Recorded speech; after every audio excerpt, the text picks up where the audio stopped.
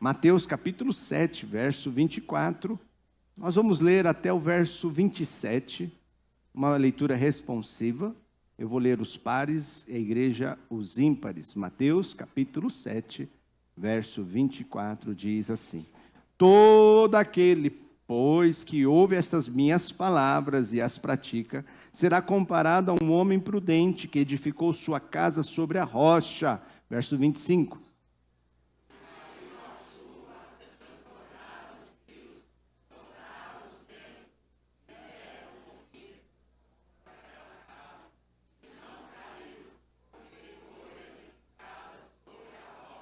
E todo aquele que ouve estas minhas palavras e não as pratica será comparado a um homem sensato que edificou a sua casa sobre a areia.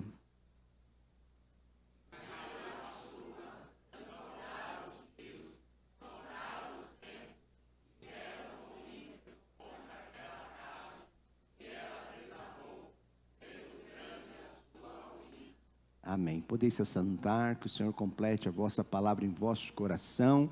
Aqui fala de dois fundamentos. O Senhor inicia falando sobre as suas bem-aventuranças, o Sermão do Monte, e aqui a conclusão desse sermão, falando então de dois fundamentos. Fundamento é algo muito importante numa estrutura. Vocês sabem, deixa eu contar essa aqui para vocês, sabem que o primeiro templo que ergueram lá atrás desabou? Foi isso, Abraão? Abraão já estava aqui ou não? Quem estava aqui no tempo que desabou? Caiu o primeiro templo. Helenilda já estava? Foi isso, irmã Elise? Caiu mesmo. O primeiro templo que ergueu aquilo, agora tem uma fundação boa.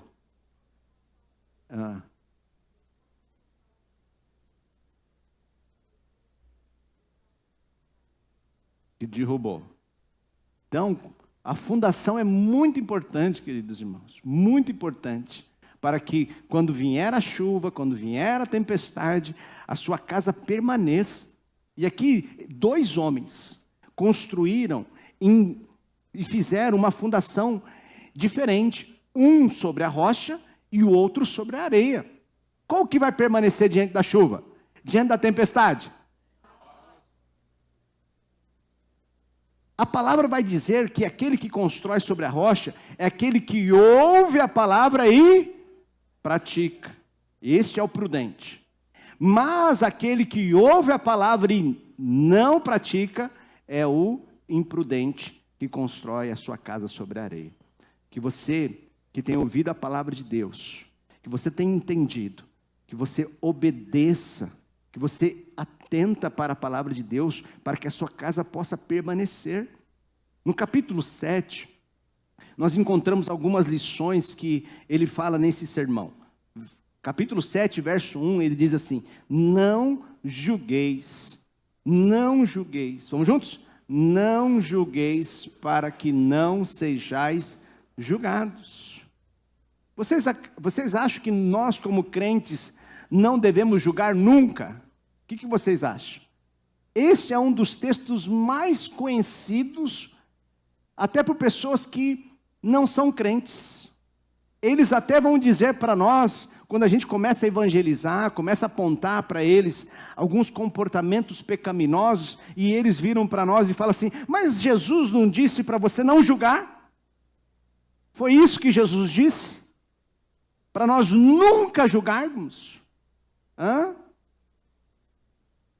O contexto é muito importante, porque qualquer texto da Bíblia que você tira sem ler o contexto, vira um pretexto para qualquer heresia.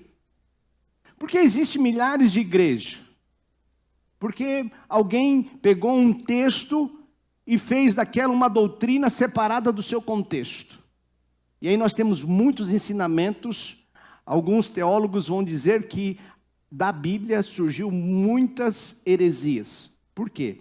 Porque as pessoas leram a Bíblia, mas interpretaram conforme a sua própria vontade. Não interpretaram a Bíblia baseado na própria Bíblia. Esta era um tema muito forte na Reforma Protestante. É nós pegarmos a Bíblia e pegarmos os textos da Bíblia e interpretá-los por meio da Bíblia. Quando você pega um texto da Bíblia, a primeira coisa você tem que observar o seu contexto imediato. O que aquele texto está dizendo dentro daqueles textos que vêm antes e o que vem depois. Por exemplo, não julgueis para que não sejais julgados. A ideia central desse versículo, é um alerta contra o julgamento hipócrita, injusto. Ele vai falar daquela pessoa que está julgando alguém, está julgando um cisco que está no olho de uma pessoa, mas no seu próprio olho tem um travessão enorme. Ele está chamando essa pessoa de hipócrita. Paul Washer tem uma frase que ele costuma dizer, dizendo que o maior inimigo da igreja hoje não está fora, mas dentro. Aqueles que professam uma fé que não praticam. Esses são os hipócritas. Esses são aqueles que dizem e pregam sobre o amor, mas não estão dispostos a amar, a aceitar aquelas pessoas que são diferentes deles. São pessoas que pregam sobre a misericórdia, mas não têm misericórdia com ninguém. Que pregam sobre o arrependimento, mas não se arrepende dos seus pecados. Pregam sobre o perdão, mas não estão dispostos a perdoar aqueles que lhe ferem. A esse tipo de julgamento, a esse tipo de palavra, é que aqui está sendo condenado. Jesus está dizendo, não sejamos hipócritas, não julgueis, para não sejais julgados. Se você não está disposto a olhar para o seu pecado, a olhar para a sua trave, insensatos, ouvem a palavra, mas não as pratica. Quem não trata a sua própria trave, não consegue ajudar com amor e verdade aqueles que estão passando por dificuldades.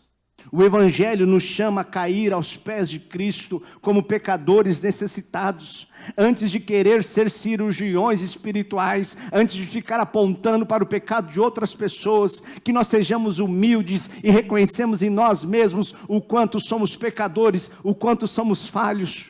Pois se nós não atentarmos para isso, seremos hipócritas, seremos pessoas legalistas, pessoas que não agem com amor e com verdade.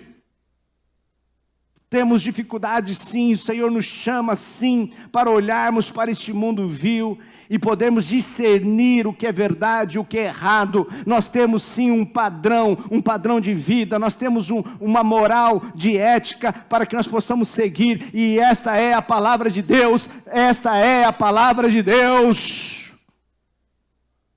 Ela é a verdade, e por meio dela podemos sim discernir o certo e o errado. Tanto é que no versículo 15 ele vai apontar para isso, vai falar sobre os falsos profetas, no qual nós podemos conhecê-los pelos seus frutos. Alguém hoje estava comentando na nossa sala de aula, sobre alguns pastores, algumas igrejas que têm enchido, que têm crescido, com mensagens que não são evangelho. E eu disse, e é bom que aconteça, porque isso só vai fazer se cumprir a própria palavra de Paulo escrevendo a Timóteo, dizendo que nos últimos dias, muitos teriam coceiras no seu ouvido, e não suportariam a sã doutrina, não suportariam a palavra de Deus, e correriam atrás de pessoas que iriam pregar a sua vaidade, pregar a si mesmo, pregar aquilo que lhe faz você ser lindo e linda, e cada vez mais maravilhoso, mostrando cada vez mais o seu ego inflamando, e não mostrando o quanto nós somos pecadores e carecemos da graça do Senhor. Que nesta noite nós removemos todas as máscaras e nos jogamos aos pés do Salvador e nos arrependemos dos nossos pecados, porque o Evangelho é o poder de Deus para te salvar. O Evangelho nos remove da nossa vaidade, o Evangelho nos remove das nossas máscaras, pois reconhecemos quem nós somos, o nosso pecado, a nossa vida, e nos jogamos aos pés da cruz e nos humilhamos. A trave precisa ser arrancada, não disfarçada, nem ignorada. A diferença entre uma pessoa prudente e outra insensata é que uma ouve as palavras e as pratica, e o outro ouve as palavras e não as pratica. Continuando aqui no capítulo 7, nós vemos uma outra mensagem no verso 6. Um texto difícil também de entender muitas vezes. Ele diz no verso 6. Vamos juntos? Não deis aos cães o que é santo, nem lanceis ante aos porcos as vossas pérolas, para que não as pisem com os pés e voltando-se vos dilacerem. Muito cuidado com essa palavra também.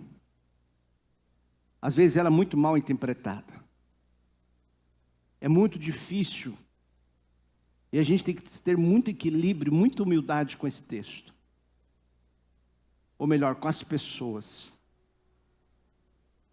Às vezes a gente julga muito rápido. É interessante que ele está dentro desse contexto de não julgamento. Para nós tomarmos muito cuidado com esse texto.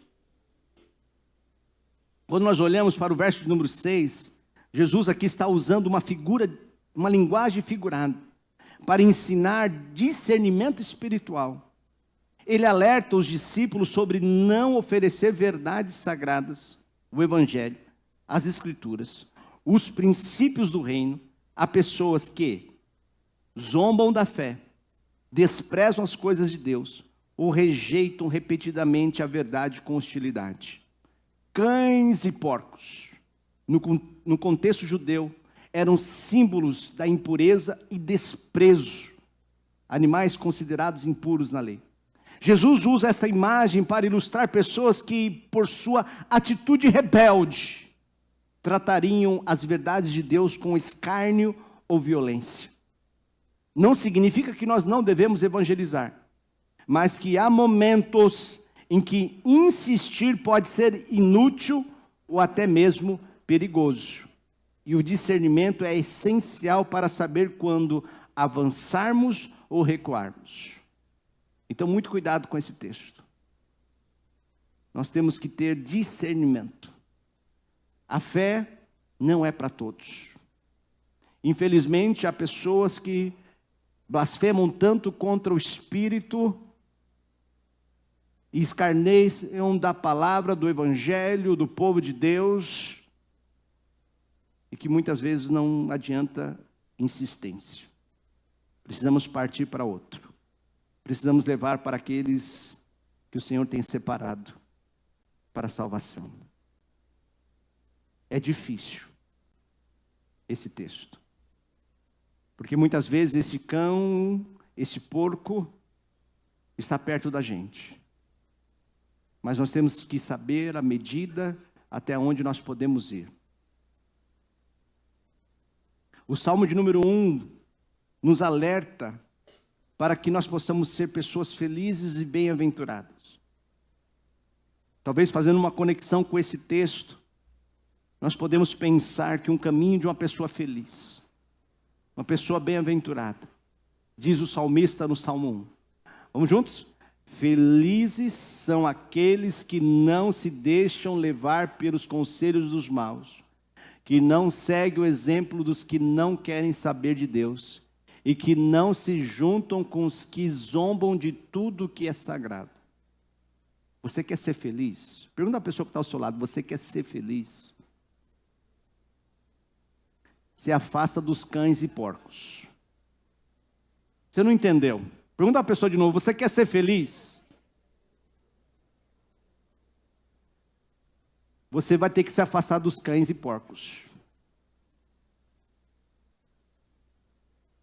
Tem aquele ditado, me diz com quem tu andas, que eu direis quem tu és. Se você está andando com 3 pessoas que zombam de Deus, sabe quem será a quarta? Se você anda com 3 pessoas que andam aí adulterando, traindo as suas esposas, falando mal de todo mundo, sabe quem será a quarta? Queridos, quer ser feliz? Quer ser feliz? Quem é feliz não se deixa levar pelos conselhos dos maus. Por mais que essa pessoa pode estar prosperando financeiramente, por mais que ela conseguiu roubar milhões, por mais que ela desviou milhões, por mais que pareça que a vida dela é feliz, por mais que ela pareça luxuoso, está tendo ibope aí, está tendo um coach do momento. Mas se é uma pessoa que é má, uma pessoa que zomba de Deus, ei, se afasta desse conselho. Ela não tem o que te ensinar. Por mais que você não chegou ao status de financeiro que ela tenha, o que ele tenha, talvez você não more numa casa parecida que eles moram, talvez a sua conta bancária não seja tão alta como eles, e talvez eles batam no peito e zombam de Deus. Mas um dia, eles vão ter um encontro com o reto juiz. E você que conhece a verdade, e que conhece o Evangelho, sabe que é melhor ter um bom nome do que ter riquezas. É melhor ter uma casa que tem pão e água do que uma casa com riqueza e com briga. É ou não é? Então, que em nome de Jesus, você quer ser feliz? Sim ou não? Felizes são aqueles que não se deixam levar pelos conselhos dos maus, que não seguem o exemplo dos que não querem saber de Deus e que não se juntam com os que zombam de tudo que é sagrado. Sai dessa pessoa, sai desse relacionamento, foge, porque a pessoa que é feliz, diz o verso 2, a pessoa que é feliz, ela tem prazer na palavra de Deus, ela tem prazer na lei do Senhor, e nesta lei ela medita de dia e de noite. Verso número 3. Essa pessoa são como árvores que crescem na beira de um riacho. Elas dão um fruto no tempo certo e as suas folhas não murcham. Assim também tudo que essa pessoa fazem dá certo. Talvez o porquê a sua vida não está dando certo é que você está indo no caminho de mal, pessoas más, pessoas vis. E Deus está cercando você, mostrando para quem você serve, a quem você pertence, ao reino que você faz parte. Paulo vai escrever, tendo que vestir, tendo que comer, com isso me contento, porque a maior virtude é uma vida piedosa, a maior riqueza é uma vida piedosa. Ser próspero não é apenas ter uma conta bancária cheia. Ser próspero é você estar de bem com Deus, de bem com a sociedade, de bem com os outros, você está de bem, vivendo uma vida frutífera, e tudo aquilo que você bota a mão, pode ser pouco, mas você é bem-aventurado. Então, fuja dos porcos, fuja dos cães. E eu quero tratar um tema bem delicado nessa noite. De manhã nós falamos sobre o divórcio. Falamos que nós não devemos levar o divórcio com a banalidade que o mundo tem levado.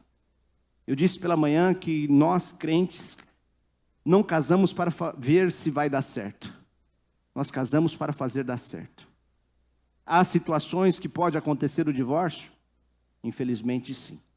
A dureza do coração muitas vezes nos impede de perdoar, de limpar ali o coração de uma traição, de renovar a aliança com aquela pessoa. Infelizmente, o divórcio acontece. Não deveria acontecer, pois aquilo que Deus uniu, não deveria o homem separar. Aí alguém pode dizer assim, mas pastor, não foi Deus que uniu? Alguém disse que esse casamento não era de Deus. Mas como eu disse pela manhã, o nosso Deus é um Deus de palavra, é um Deus de aliança. E toda vez que você faz uma aliança, toda vez que você dá a sua palavra, Deus espera que você cumpra com ela. Amém? Assim foi com Josué no caso dos gibeonitas. Deus queria exterminar toda a população de Canaã, mas os gibeonitas veio e enganou a Josué, a Israel, e eles assumiram um compromisso, fizeram uma aliança. Quando Saul era rei, Saul tentou matar os gibeonitas, e Deus trouxe ira, justiça contra Israel, por ter descumprido a sua palavra. Davi então apazigua a situação e atende ali os pedidos dos gibeonitas, e traz paz a Israel. Porque Deus espera que nós honremos a aliança que fizemos. Porque se tem algo que Deus odeia, nós vimos pela manhã que Deus odeia o divórcio. Amém? Se você divorciou, você não tem como restaurar o seu casamento, vá e não peques mais. Viva os princípios da palavra de Deus. Se você está no segundo casamento, que você honre esse cônjuge, você viva esse matrimônio até o final. Amém? Nós temos aqui na igreja um curso muito fantástico, chamado Casados para Sempre. Quem já fez? Quem está fazendo? Olha aí quanta gente já passou pelo Casados para Sempre. Se você está casado e quer saber mais sobre casamento, faça sua matrícula nesse curso. Com certeza você vai ser abençoado. Amém? Quem já participou? Sim ou não? Então faça esse curso. Ele acontece na Escola Bíblica Dominical às 10 horas da manhã. Então faça a sua inscrição. Quero falar sobre uma outra questão muito difícil, que muitas pessoas têm banalizado dentro da igreja evangélica hoje. Que está lá em 2 Coríntios, capítulo 6, verso 14. Que diz assim. Vamos juntos? Não vos ponhais em julgo desigual com os incrédulos, porquanto que sociedade pode haver entre a justiça e a iniquidade? O que comunhão da luz com as trevas? É uma questão sobre o julgo desigual. O julgo desigual. Paulo está alertando aqui para que você que é solteiro, tome muito cuidado com o julgo desigual. Talvez você diga assim, mas essa pessoa é boa, pastor. Não bebe, não vai na balada, fica em casa. Tudo bem, ela pode ser uma boa pessoa. Mas se ela não é um crente, se ela não tem os princípios da palavra de Deus sobre a sua vida, quando seus filhos chegarem, pode ter certeza, vai ser muito difícil para você conduzi-los aos pés do Salvador. Vai ficar uma luta entre aquele que serve ao Senhor e aquele que não serve. Muitas vezes isso vai até atrapalhar a sua vida espiritual. Então não ponha-se em julgo desigual. Isso aqui, queridos, não é só no relacionamento marital. Nos relacionamentos financeiros também. Nos seus empreendimentos. Muitas vezes eu acompanhei casos de crentes que começaram a fazer investimentos financeiros com pessoas descrentes que escarneciam de Deus. E eu vi muita infelicidade, porque em algum momento ali haveria traição, haveria rompimento, haveria quebras de princípios, que um quer fazer o que é certo diante de Deus e diante dos homens, e o outro só quer tirar vantagem, não está nem aí para Deus e para as coisas do homem. Então o julgo desigual é muito perigoso. O julgo desigual é muito perigoso. Um julgo era uma peça de madeira que ligava dois animais para puxarem juntos um arado na carroça. Não sei quantos de vocês conseguem imaginar isso. Alguns de vocês até viram isso quando era criança, mas para muitos aqui talvez seja algo que não viram. Era uma peça de madeira que colocava entre dois animais, para que eles pudessem puxar a carroça e arar ali a terra. Para que o trabalho fosse eficiente, os dois animais precisavam ser da mesma espécie e força. Por exemplo, 2 bois. Se fossem animais diferentes, como um boi e um jumento. Um boi e um jumento. Vai dar certo um negócio desse? E por que você quer casar com esse jumento? Se relacionar com este que não é da mesma espécie que você. Julgo desigual. O boi e o jumento têm a mesma força. Cada um vai querer por um lado. E quando o jumento empacar, a casa vai cair. Sim ou não? Queridos, julgo desigual não é apenas se a pessoa é da igreja ou não. mas é se ela é crente. Porque, como eu tenho dito muitas vezes, a pessoa pode ter nascido na igreja, pode vestir uma roupa de crente, pode ir à igreja, mas não ser crente. Pode ser até membro da igreja, mas talvez ela não seja crente. Nem todo mundo que está na igreja é crente. Não olha para o seu lado agora. Não olha. Nem todo mundo que está aí sentado perto de você é crente. Talvez ela se importa com a roupa que veste, mas não se preocupa com seus pensamentos e corações. É preguiçoso, desobediente, tem boa teologia, mas pouca prática da vida cristã.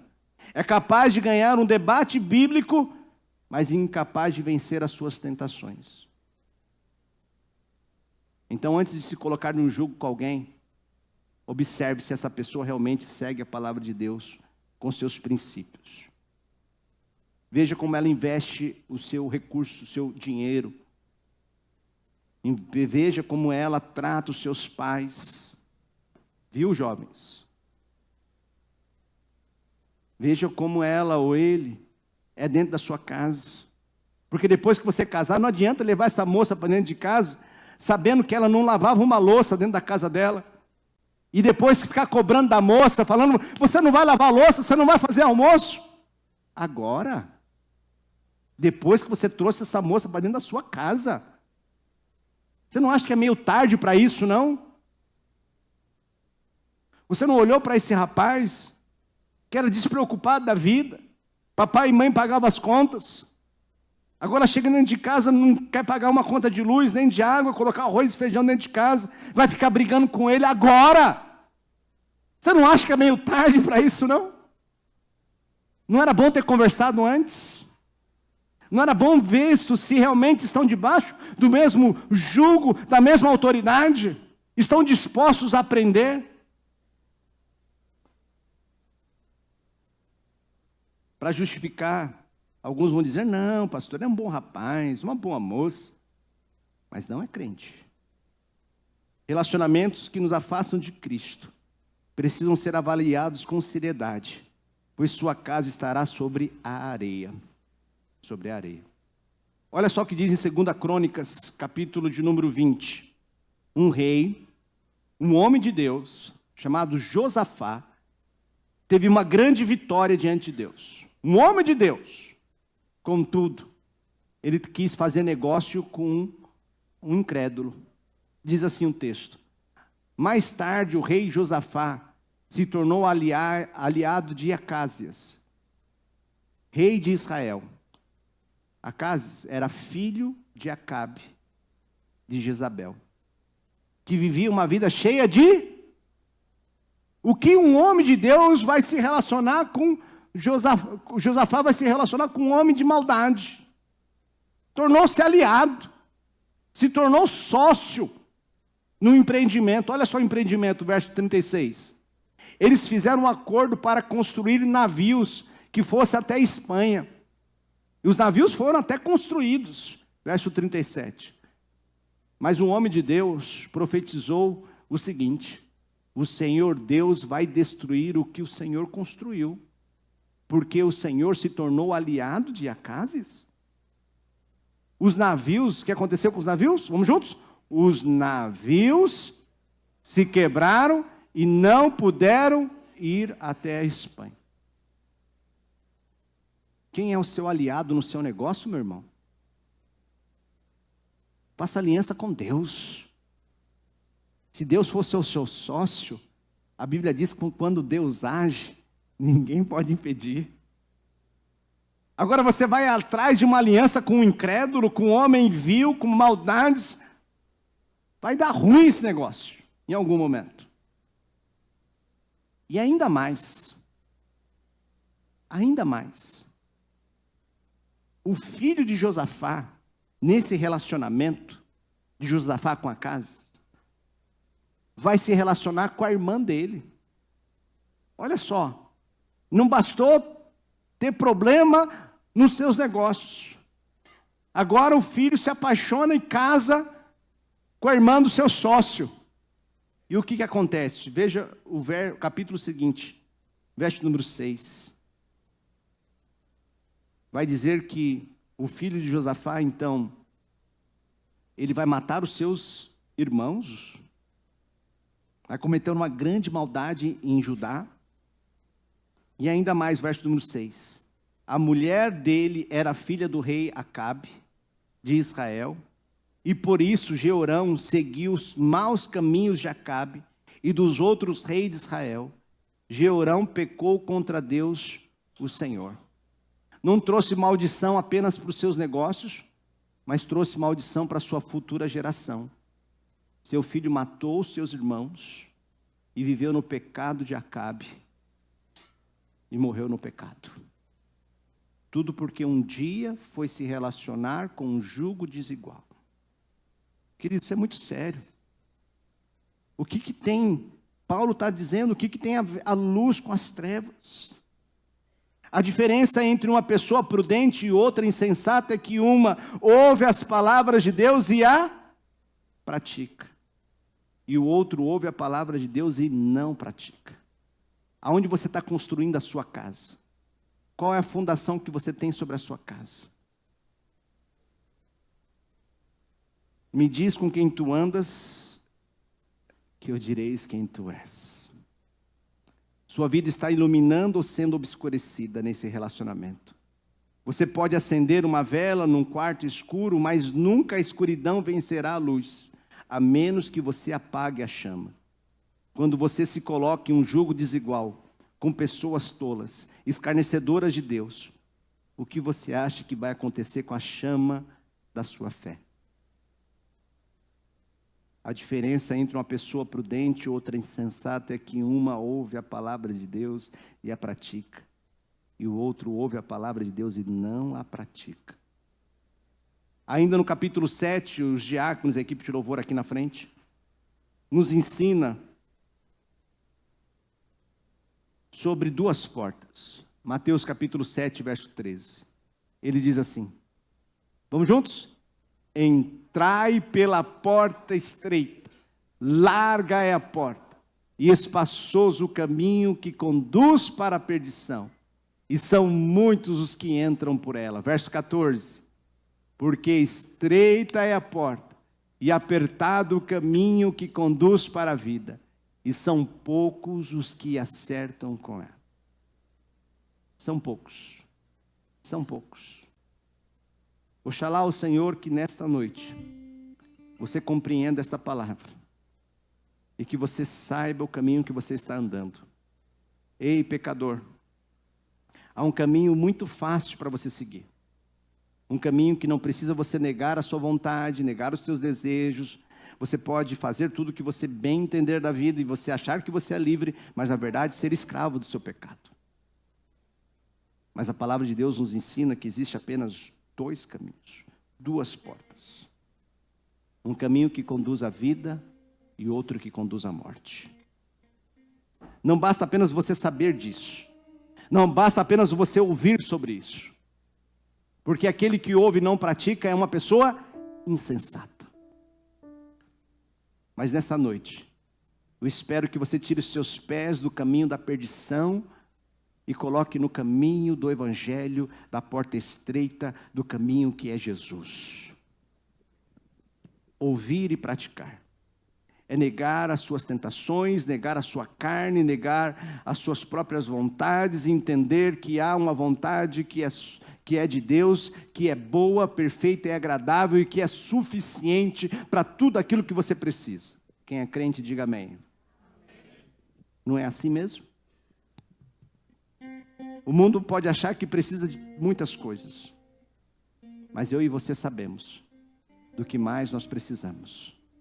E o que nós precisamos é de Jesus na nossa vida.